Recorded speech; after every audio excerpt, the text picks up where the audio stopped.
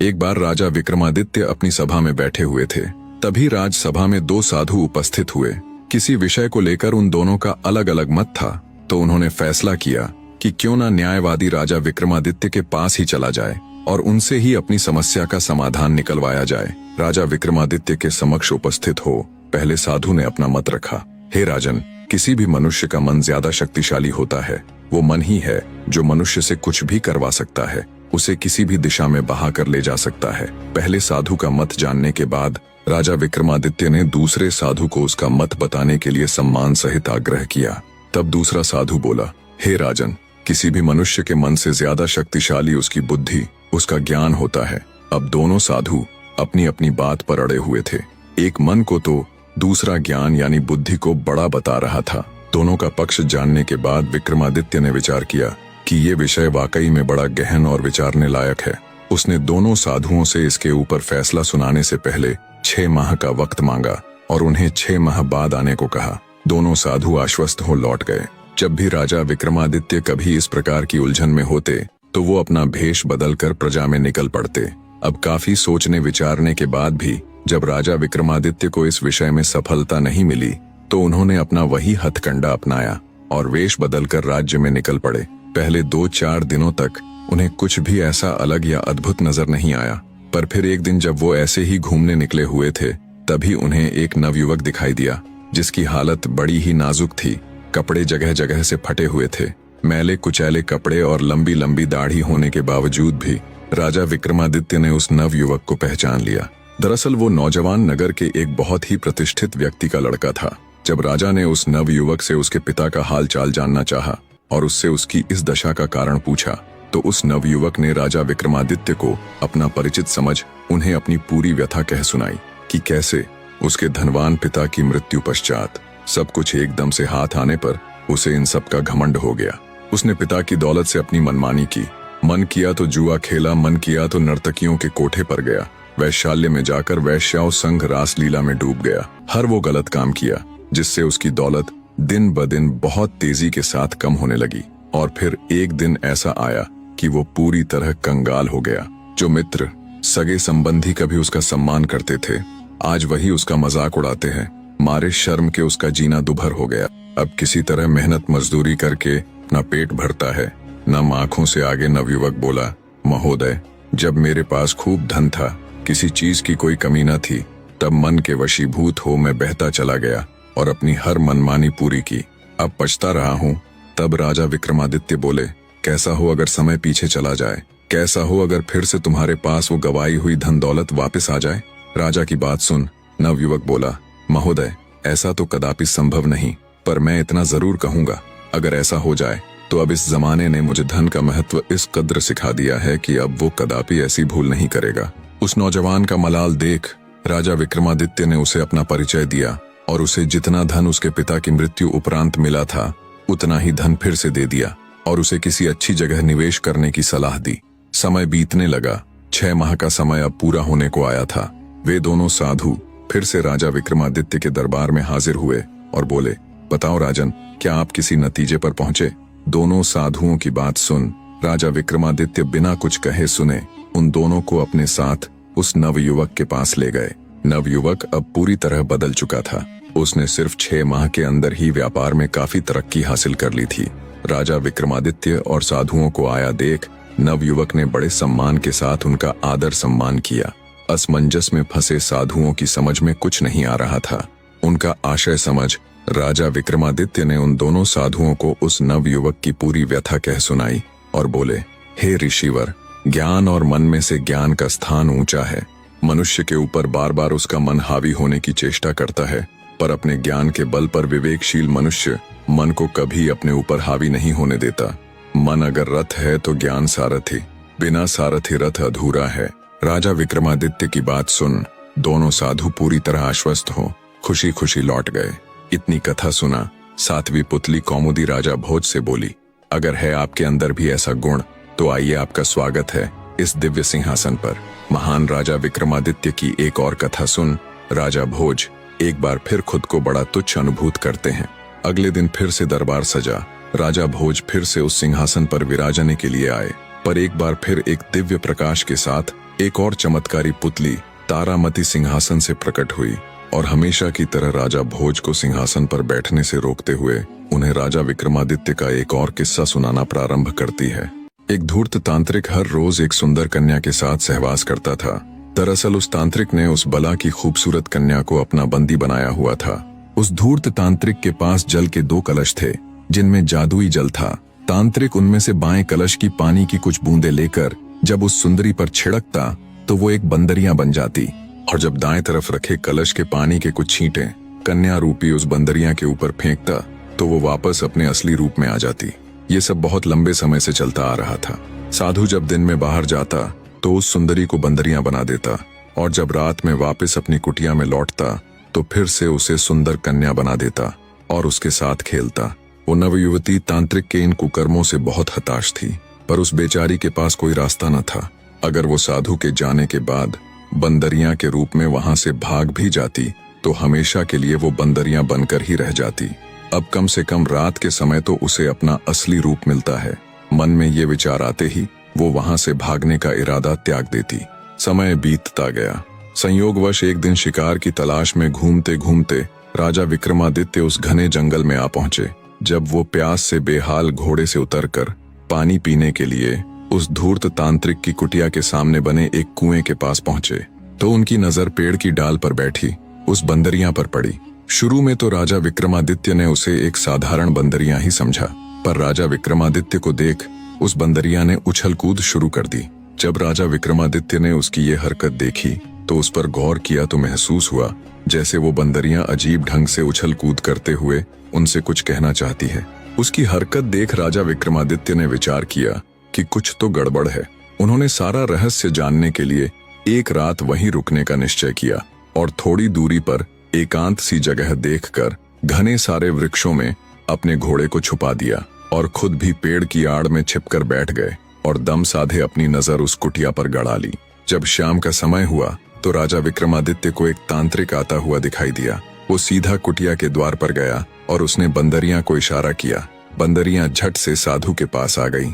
उसने वहां रखे दाएं कलश से बंदरिया के ऊपर पानी के छींटे मारे तो वो एक अति सुंदर स्वर्ग की अप्सरा बन गई। तांत्रिक तभी उस अप्सरा को ले कुटिया के अंदर चला गया।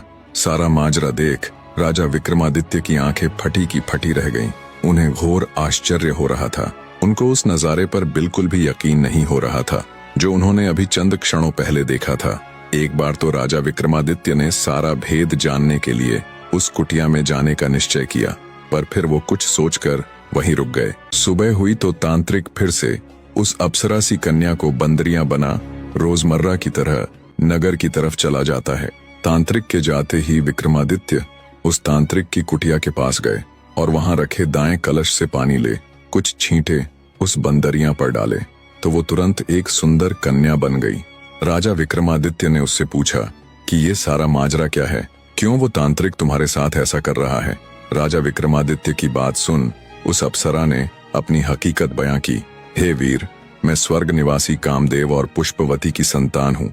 घूमने और शिकार खेलने के लिए कभी कभार मैं पृथ्वी लोक आ जाया करती थी, पर एक दिन जब मैं यहाँ एक हिरण्य का शिकार कर रही थी तो मेरा चलाया गया तीर हिरण्य की बजाय साधना में लीन तांत्रिक की बाह में जा लगा। तब गुस्साए तांत्रिक ने मुझे श्राप दिया कि तुम आजीवन मेरी सेवा करोगी, यही तुम्हारी सजा है। बस महाराज, तभी से ये सब चला आ रहा है। दिन में मुझे वो बंदरिया बना देता है और रात में मुझे मेरे वास्तविक रूप में बदल देता है और मेरे साथ अपनी मनमानी करता है। महाराज, उस तांत्रिक ने मुझे केवल अपने भोग की वस्तु बनाकर रख दिया। सुंदरी की पूरी व्यथा सुन राजा विक्रमादित्य को बड़ा दुख हुआ। वे सुंदरी से बोले, हे सुंदरी, तुम बिल्कुल भी घबराओ मत। आज मैं तुम्हें उस धूर्त तांत्रिक के चंगुल से हमेशा के लिए मुक्त कर दूंगा। राजा विक्रमादित्य की बात सुन सुंदरी के चेहरे पर उम्मीद और खुशी के भाव आ जाते हैं। विक्रमादित्य फिर से उस सुंदरी को बंदरिया बना खुद एक पेड़ की आड़ में छिप जाते हैं। जैसे ही शाम हुई तो वो तांत्रिक आया। तांत्रिक ने बंदरिया को अपने पास बुला। जैसे ही उस पर जल छिड़का वैसे ही फुर्ती के साथ राजा विक्रमादित्य ने बाईं तरफ रखे घड़े में से जल की कुछ बूंदें उस तांत्रिक के ऊपर फेंक दी। इधर बंदरिया यानी देवलोक की सुंदरी अपने वास्तविक रूप में आ गई और उधर वो धूर्त तांत्रिक बंदर बन गया। बंदर बने तांत्रिक ने खूब उछल कूद की, पर अब क्या होने वाला था। राजा विक्रमादित्य ने तुरंत अपने वीर को याद किया। विक्रमादित्य के स्मरण करते ही तुरंत उनका वीर हाजिर हो गया। राजा विक्रमादित्य ने उसे हुक्म दिया कि तुम इस सुंदरी को देवलोक छोड़ आओ, और उस उछल कूद करते तांत्रिक को देख बोले, यही तुम्हारे कर्मों का फल है। उन्होंने उस जादुई पानी के दोनों घड़ों को साथ लिया और उज्जैन नगरी की तरफ चल पड़े। दूसरी तरफ जादुई वीर कहे अनुसार उस सुंदरी को उसके घर यानी देवलोक में छोड़ आया। इतनी कथा कह 8वीं पुतली तारामती राजा भोज से बोली, सुना राजन, ऐसे थे हमारे राजा विक्रमादित्य, जो किसी भी अनजान व्यक्ति के दुख को अपना दुख समझकर उसे दूर करने के लिए खुद को पूरी तरह उसमें झोंक देते थे। किया है अगर आपने भी कभी कोई ऐसा कार्य, तो बिना विलंब किए आइए आगे और विराजिए इस सिंहासन पर। भोज बेचारा एक बार फिर से किसी गूंगे की भांति खड़ा रह गया। उसे कुछ भी कहना नहीं सूझा। दरबार में एक बार फिर से तालियों की गड़गड़ाहट थी। आज का दिन भी ऐसे ही गुजर गया। अगले दिन फिर से राज दरबार सजा। राजा भोज फिर से मन में एक जिद लिए उस दिव्य सिंहासन की तरफ बढ़ते हैं, पर जैसे ही वो सिंहासन के निकट पहुंचे, एक बार फिर से एक तेज प्रकाश के साथ उस दिव्य सिंहासन से एक और पुतली प्रकट हुई। सिंहासन से प्रकट हुई 9वीं पुतली का नाम था त्रिलोचना। त्रिलोचना ने भी राजा भोज को सिंहासन पर बैठने नहीं दिया और उन्हें अयोग्य बताते हुए राजा विक्रमादित्य के जीवन से जुड़ी एक और कथा का बखान करना प्रारंभ किया। तो सुनिए राजन, किसी रोज राजा विक्रमादित्य के हरकारे गश्त पर थे। तभी उन्हें एक निर्धन व्यक्ति दिखाई दिया, जिसके चेहरे पर डर और चिंता के भाव थे। उस निर्धन व्यक्ति के पास बहुत सारा धन था।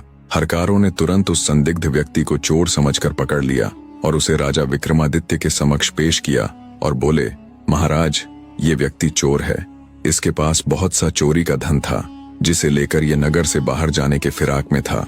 हमने जब इसके हाव भाव देखे तो कुछ असहज लगने पर हमने इसकी तलाशी ली, जिसमें इसके पास बहुत सारा धन मिला है। हरकारों की बात सुन राजा विक्रमादित्य उस निर्धन से दिखने वाले व्यक्ति से बोले, क्यों भाई, कहाँ से आया तुम्हारे पास इतना धन? राजा विक्रमादित्य के पूछने पर निर्धन व्यक्ति बोला, क्षमा करे राजन, मैं कोई चोर नहीं हूँ। दरअसल नगर की एक धनवान शादीशुदा औरत के साथ उसका प्रेम प्रसंग चल रहा है। उसी स्त्री ने मुझे ये सारा धन देकर नगर के बाहर बने चबूतरे पर रुकने के लिए कहा था। उस स्त्री की योजना ये थी कि वो अपने पति को धोखे से मृत्यु के घाट उतारकर नगर के बाहर उसके पास आ जाएगी। फिर वो दोनों मिलकर कहीं दूर जाकर आराम से अपना जीवन व्यतीत करते। निर्धन नवयुवक की बात सुन राजा विक्रमादित्य को बड़ा कौतुक हुआ। उन्होंने अपने हरकारों को तुरंत आदेश दिया और उस व्यक्ति के बताए पते पर जाकर सच्चाई का पता लगाने के लिए कहा। राजा का आदेश पाते ही तुरंत उनके हरकारे बताए गए पते के लिए निकल गए। जब वे वहां पहुंचे और उन्होंने वहां का दृश्य देखा तो हैरान रह गए। अपने पति के मृत शरीर के पास बैठी स्त्री ने जब हरकारों को अपने घर आया देखा तो उसने पूरा हो हल्ला मचा दिया और आंखों में अश्रु लिए हरकारों से बोली, हाय हाय, मैं लुट गई, बर्बाद हो गई। दहाड़े मार मार कर रोती हुई स्त्री ने आगे हरकारों से कहा, फलां फलां युवक मेरे पति की हत्या कर हमारा सारा धन लूट ले गया। हाय, मैं बर्बाद हो गई, मेरा सब कुछ खत्म हो गया। हरकारे उस स्त्री की बात सुन दंग रह गए। धन के साथ पकड़े गए नवयुवक ने जो बयान राजा विक्रमादित्य के आगे दिया था, यहाँ तो सब बिल्कुल उसके विपरीत था। ये स्त्री तो उस नवयुवक को ही दोषी ठहरा रही थी। जब हरकारों को कुछ भी समझ न आया तो उन्होंने उस स्त्री को भी अपनी हिरासत में ले लिया और उसे भी राजा विक्रमादित्य के सामने पेश किया। स्त्री को जब राजा विक्रमादित्य के सामने पेश किया गया तो उसने राजा विक्रमादित्य के सामने भी फिर से वही बात दोहराई और रोते हुए बोली, न्याय कीजिए महाराज, इस धूर्त व्यक्ति ने मेरा सब कुछ खत्म कर दिया। अब मैं किसके सहारे जीऊंगी? क्या अर्थ रह गया अब मेरे जीने का जब मेरा पति ही नहीं रहा? ऐसे जीने से अच्छा तो मैं भी अपने पति के साथ सती हो जाऊंगी। स्त्री और उस नवयुवक की बात सुन राजा विक्रमादित्य भी असमंजस में पड़ गए। एक तरफ उसे उस नवयुवक की कही बातें, उसका आत्मविश्वास देख सत्य प्रतीत हो रही थी, दूसरी तरफ स्त्री के आंसू और उसकी अपने पति के साथ सती होने की बात सुन उसकी बात भी झूठ नहीं लग रही थी। कुछ देर राजा विक्रमादित्य गहरी सोच में डूबे रहे। फिर उन्होंने कुछ सोचते हुए उन दोनों को अलग अलग कक्षों में बंद करने का आदेश दिया। फिर राजा विक्रमादित्य ने स्त्री के घर जाने वाले हरकारों से पूछताछ की और उनसे वहां का पूरा विवरण लिया और तुरंत एक राजवैद्य को बुलाया और उस स्त्री के मृत पति की जांच करवाई। राजवैद्य ने जब उसकी मृत्यु का कारण बताया तो सारा माजरा राजा विक्रमादित्य के आगे बिल्कुल स्पष्ट हो गया। राजा विक्रमादित्य ने उस स्त्री को बुलवाया और सख्त स्वर में पूछा, तुम्हारा पति कैसे मरा? स्त्री ने फिर से रोते हुए कहा, महाराज, वह नवयुवक मेरे घर आया और मेरे पति को मारकर हमारा सारा धन लेकर भाग गया।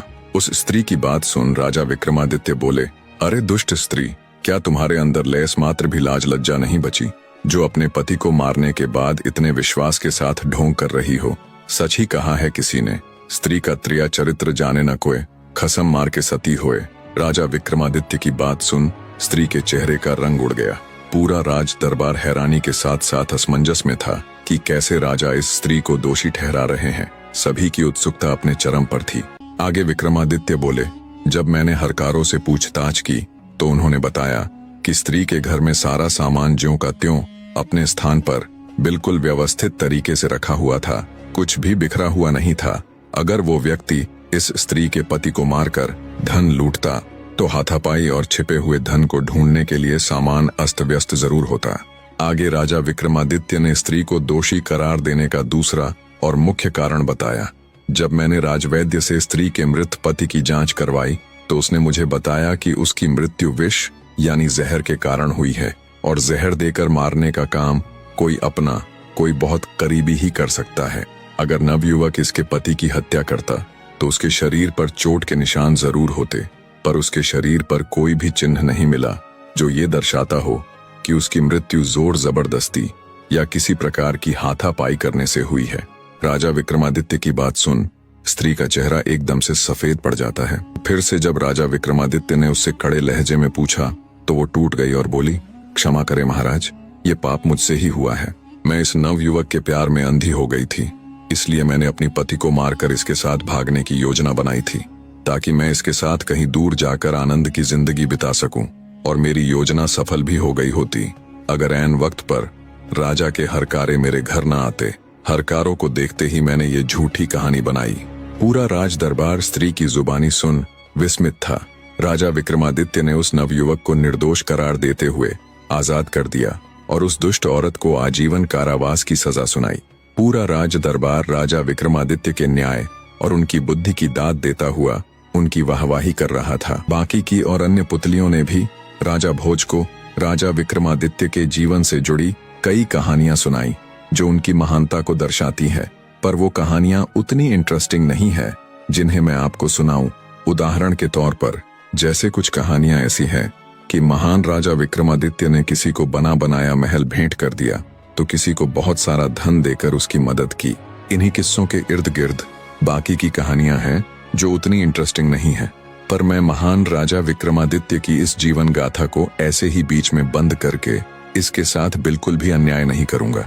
मैं इस कहानी का अंत यानी 32वीं पुतली की कहानी विस्तार से सुनाऊंगा, जिसमें आप सबको पता चलेगा कि कैसे एक महान राजा, एक महान युग का अंत हुआ था और क्या राजा भोज उस सिंहासन पर विराजमान हो पाए या नहीं, जानने के लिए बने रहे। आखिर कैसे अंत हुआ महान राजा विक्रमादित्य का। 31वीं पुतली राजा भोज को कथा सुनाना प्रारंभ करती है। सुनो राजा भोज, कंचन की बराबरी पीतल नहीं कर सकता और हीरे की बराबरी कांच नहीं कर सकता। चाहे तू 1000 बार ही खुद में खुद की तुलना राजा विक्रमादित्य से कर ले, पर तू उनके एक नाखून के बराबर भी नहीं। क्या तेरे अंदर जरा सी भी लज्जा नहीं बची जो तू हर रोज मुंह उठाकर इस सिंहासन पर बैठने चला आता है। 31वीं पुतली इंदुमती की बात सुन राजा भोज मारे लज्जा के धरती के अंदर घुसे जा रहे थे। आगे 31वीं पुतली राजा भोज से बोली, तू आ ही गया है तो ध्यान से सुन। जब राजा विक्रमादित्य को मालूम हुआ कि वे जीवन के अंतिम चरण में है तो उन्होंने नगर के बाईं ओर गंगा नदी के तट पर एक भव्य मंदिर का निर्माण करवाया। जब वो मंदिर पूरा हुआ तो राजा विक्रमादित्य जाकर उसमें रहने लगे। उन्होंने संपूर्ण देश में ये घोषणा करवा दी कि जिसे जो चाहिए वो आकर ले जावे। जितने भी ब्राह्मण, पंडित, बांट, भिखारी राजा विक्रमादित्य के पास गए, उन्हें उनका मुंह मांगा दान राजा विक्रमादित्य ने दिया। जब ये खबर देवताओं तक पहुंची तो बहुत से देवता अपना वेश बदलकर राजा विक्रमादित्य का सत्य देखने के लिए उनके पास आए। जिसके जी में जो आया वो मांगा। राजा विक्रमादित्य ने सबकी इच्छा पूरी करते हुए उनकी मांगी हुई वस्तु उन्हें भेंट दी। तब देवतागण बोले, धन्य है वो माता पिता जिन्होंने तेरे जैसे पुत्र को जन्म दिया। तीनों लोकों में हमेशा तेरी निशानी रहेगी। जैसे सतलोक में राजा हरिश्चंद्र, त्रेता में राजा बलि और द्वापर में राजा युधिष्ठिर हुए, वैसे ही कलयुग में तुम हुए विक्रमादित्य। चारों युगों में तुम सा दूसरा कोई न हुआ। इतनी बात कहते हुए राजा विक्रमादित्य को आशीष देकर देवतागण उनसे विदा लेकर चले गए। इतनी कथा कह 31वीं पुतली इंदुमती बोली, राजा भोज, तू जहां से खोद कर इस सिंहासन को लेकर आया, इसे ज्यों का त्यों वहीं गाड़ दे, यही तेरे लिए उत्तम होगा। भोज भारी कदमों से मन में ढेरों विचारों के साथ दरबार से चला जाता है, पर अगले दिन फिर उसके मन में वैराग्य जाग जाता है और वो सिंहासन पर आरूढ़ होने के लिए उसके पास जाता है। तभी सिंहासन से निकली कनक मंजरी नामक अंतिम और 32वीं पुतली बोली, सुनो राजन, मैं आज तुम्हें अंतिम कथा सुनाने जा रही हूँ। अगर इसे सुनने के बाद भी तुम्हें लगे कि तुम्हें इस सिंहासन पर बैठना चाहिए, तो तुम बिना किसी रोक टोक के इसके ऊपर विराजमान हो सकते हो। मेरे बाद और कोई पुतली तुम्हें रोकने के लिए नहीं आएगी, पर उससे पहले तू मेरी ये कथा सुन ले। अंतिम पुतली की बात सुन राजा भोज रुक जाता है। 32वीं पुतली कनक मंजरी अंतिम कथा कहना आरंभ करती है। जब राजा विक्रमादित्य का अंतिम समय नजदीक आया, तो वो सह शरीर विमान में बैठकर इंद्रलोक पधार गए। वो अपने जीवन के अंतिम दिनों में अंबावती नगर में रह रहे थे। उनके जाते ही पूरे अंबावती नगर में शोक की लहर दौड़ गई। तीनों लोकों में हंगामा मच गया कि राजा विक्रमादित्य सह शरीर स्वर्ग सिद्धार गए। इससे पहले कोई बहुत पहुंचा हुआ पूर्ण सिद्ध संत महात्मा ही ऐसा कर पाया था कि सह शरीर स्वर्ग सिद्धार गया हो। राजा विक्रमादित्य के चारों वीर भी उनके साथ ही लुप्त हो गए। ना स्वामी रहा, ना उनके दास। संसार में धर्म की जड़ उखड़ चुकी थी। हर तरफ हो हल्ला मचा हुआ था। जिसे देखो दहाड़े मार मार कर रो रहा था। ब्राह्मण, बांट, भिखारी सब दहाड़े मार मार कर रो रहे थे। हाय, हमारा आदर मान करने वाला राजा जगत से विदा हो गया। राजा विक्रमादित्य की जितनी भी रानियां थीं, वो उनके जाते हो सती हो गई। उनके जितने दास दासी थे, जितने नौकर चाकर, सिपाही, शागिर्द थे, सब कूक मार मार कर रो रहे थे। हाय, हमारा राजा चला गया। हाय, हमारा सब कुछ चला गया। शायद ही देश का कोई ऐसा कोना बचा हो जहां राजा विक्रमादित्य के जाने का शोक न मनाया जा रहा हो, जहां चीख पुकार के साथ खलबली न मची हो। शायद ही कभी इतना बड़ा शोक मनाया गया हो जिसमें देश तो देश, तीनों लोकों में शोक मनाया गया हो। राजा विक्रमादित्य के जाने के बाद मंत्री ने राजकुंवर जयतपाल को राज तिलक कर गद्दी पर बैठा दिया। कहा जाता है, जिस दिन जयतपाल को गद्दी पर बैठाया गया, उस रात जब वो सोए तो उनके स्वप्न में स्वयं राजा विक्रमादित्य आए और उन्हें उस सिंहासन पर बैठने से मना करते हुए कहने लगे, जो कोई मेरी तरह दान धर्म करता हो, जिसमें ये सभी गुण हो, वहीं इस सिंहासन पर विराजमान हो सकता है, अन्यथा नहीं। इस सिंहासन को तुम अब धरती माँ के हवाले कर दो। राजा जयतपाल ने सुबह उठकर जब अपना स्वप्न मंत्री को बताया और स्वप्न ने कहे अनुसार इस दिव्य सिंहासन को धरती के अंदर गाड़ दिया गया। 32वीं पुतली कनक मंजरी ने जब इतनी कथा राजा भोज को सुनाई, तो वो तुरंत उस सिंहासन से पीछे हट गए। तब पुतली कनक मंजरी अचरज के साथ बोली, क्या हुआ राजन, आज आप पीछे क्यों हट गए? तब राजा भोज बोले, राजा विक्रमादित्य के देवताओं वाले गुणों की कथाएं सुनकर मुझे अनुभव हुआ कि इतनी विशेषताएं एक मनुष्य में असंभव हैं और मेरे अंदर तो बहुत सारी कमियां हैं। अंततः राजा भोज ने फैसला लिया कि वो इस सिंहासन को फिर वैसे ही उस स्थान पर गड़वा देंगे जहां से इसे निकाला गया था। राजा भोज के इतना कहने पर सभी पुतलियां प्रकट हुईं और बोली, तुम्हारा ये फैसला काबिले तारीफ है राजन, आज हम सब इस सिंहासन से मुक्त हो गए। राजा भोज ने कहे अनुसार ज्यों का त्यों उस सिंहासन को धरती में गड़वा दिया। दोस्तों, ये थी सिंहासन 32 की कहानी और महान राजा विक्रमादित्य की संपूर्ण जीवन गाथा। निष्कर्ष, सिंहासन 32 केवल राजा विक्रमादित्य की वीरता और न्यायप्रियता की कहानियां नहीं हैं, बल्कि वे आत्मा के उस सिंहासन की प्रतीक हैं जिस पर बैठने के लिए केवल शरीर नहीं, चेतना को भी योग्य बनाना पड़ता है। यह एक आत्मिक यात्रा है, अहंकार से विरक्ति की, लालच से संयम की और माया से मुक्ति की। 32 पुतलियां दरअसल मानव के भीतर मौजूद 32 प्रकार की विवेक शक्तियां हैं, जो यह परखती हैं कि क्या मनुष्य अपने भीतर के विक्रम को जागृत कर चुका है या नहीं। जब कोई व्यक्ति सिंहासन पर बैठने जाता है तो पुतलियां उसे उसकी कमियों का दर्पण दिखाती हैं। यही है आत्मनिरीक्षण, स्वयं के भीतर झांकने की क्षमता। यह स्पष्ट संकेत है कि बाहरी राज्य पर राज्य करने से पहले आत्मा के राज्य में विजय आवश्यक है।